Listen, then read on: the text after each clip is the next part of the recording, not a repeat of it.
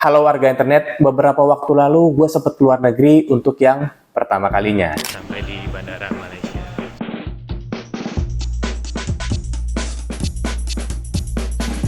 Pada video kali ini, gue akan mencoba membuat tutorial untuk kalian yang masih newbie keluar negeri. Nah, di sini gue akan mencoba membreakdown langkah-langkah yang pernah gue tempuh sebelum berangkat ke luar negeri. Oh ya, ini tutorial murni dari pengalaman pribadi. Jadi kalau misalnya ada yang kurang atau kalian mau nambahin, silahkan tulis di kolom komentar ya. Jadi semoga video ini bermanfaat untuk kalian.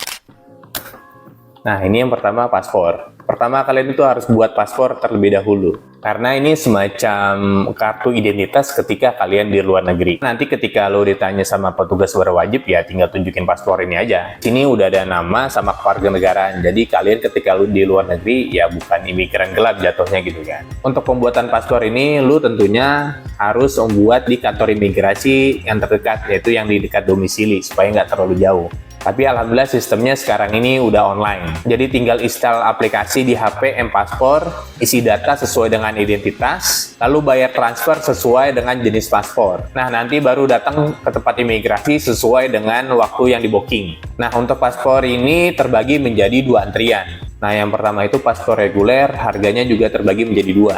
Nah, untuk paspor biasa itu harganya itu 350.000. Ada juga lagi paspor yang elektronik yang di dalamnya ini ada chipnya. Kalau gua udah ada chip di dalamnya itu seharga 650.000. Jadi ketika masuk ke gate negara tujuan biasanya itu bisa gate otomatis, jadi tinggal di scan aja, jadi lebih gampang. Nah, kalau lu punya dana lebih, ada juga namanya itu paspor percepatan. Biasanya itu jadi cuma sehari, ya tapi harganya ya lumayan mahal, sekitar 1 juta rupiah. Ketika lu udah bayar dan ada waktu bookingnya, nanti ketika hari H, lu tinggal datang ke tempat lokasi imigrasi itu, lalu datang untuk wawancara. Kalau misalnya sudah selesai, biasanya kalau yang biasa itu 4-5 hari kerja, paspornya baru bisa diambil. Sedangkan kalau misalnya imigrasi yang percepatan, kayaknya 1 hari juga udah bisa jadi sih.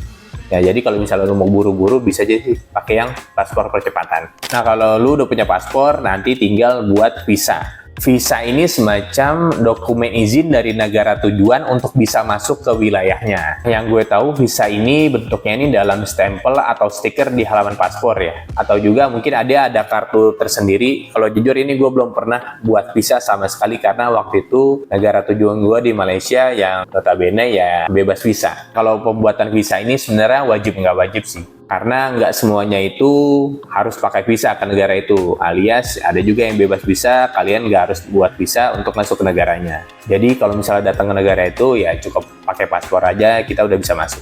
Jadi setelah gua riset, memang kebanyakan negara yang bebas visa itu ya di negara yang di daerah ASEAN aja. Nah, untuk kalian yang penasaran negara mana aja yang bebas visa, nah linknya nih gua taruh di link deskripsi. Nah, kalian bisa baca negara mana aja yang bebas visa. Jadi prinsipnya ini visa ini memang tergantung negara tujuan ya. Kalau misalnya membutuhkan visa ya lo harus buat visa. Ya kalau misalnya negara itu bebas visa ya lo nggak harus buat visa sama sekali. Jadi cukup paspor doang. Jujur kalau pembuatan visa ini gue belum pernah buat sama sekali, cuman info yang gue dapat itu pembuatannya itu memang cukup agak lama karena wawancara juga. Jadi kalau misalnya mau ke negara yang cukup jauh yang harus pakai visa, memang harus buat visa tuh jauh-jauh sebelum berangkat.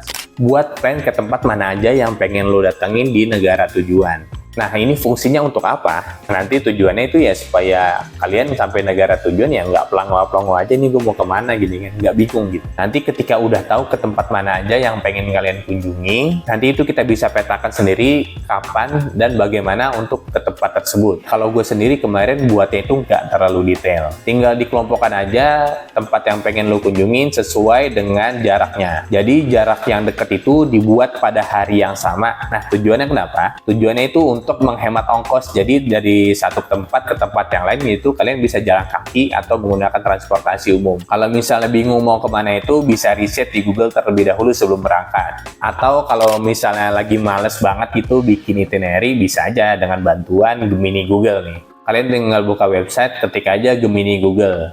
Nah, di situ tinggal kalian ketik aja tuh. Terserah keywordnya apa aja. Karena kalau buat gue pribadi, gue akan mencoba ini ya. Tolong Gemini bayangkan kamu adalah konsultan trip. Tolong buatkan itinerary saya selama di Malaysia 4 hari 3 malam. Dan tara hasilnya langsung keluar seperti ini hasilnya.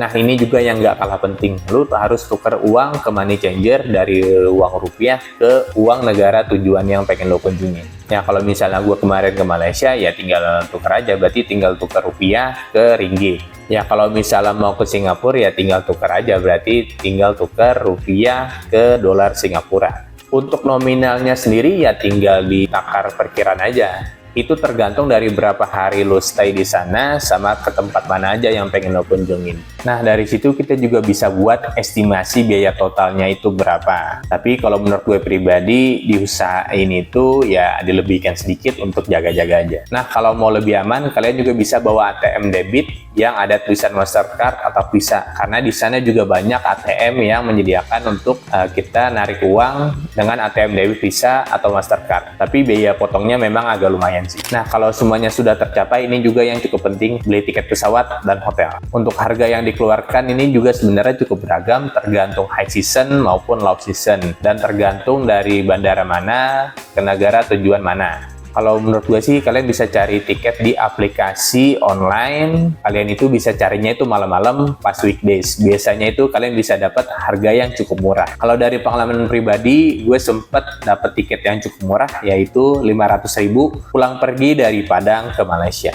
Ya, gue memang carinya itu malam-malam dan selalu dipantau terus karena ya besok-besoknya bakalan naik turun juga sih. Nah, yang terakhir ini ada colokan, dan barang ini cukup penting, ayo ting.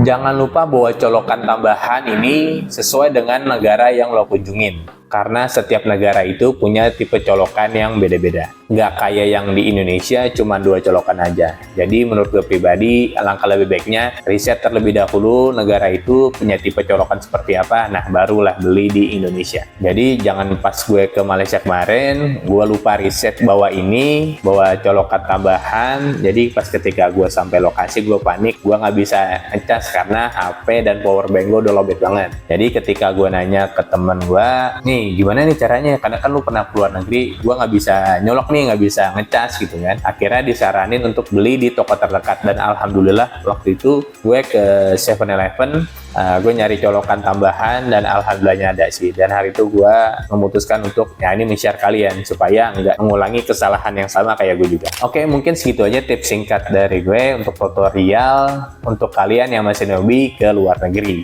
Mungkin kalau lo punya persiapan yang lain bisa tulis di kolom komentar ya. Terima kasih udah nonton video kali ini, sampai jumpa di video selanjutnya. Dadah.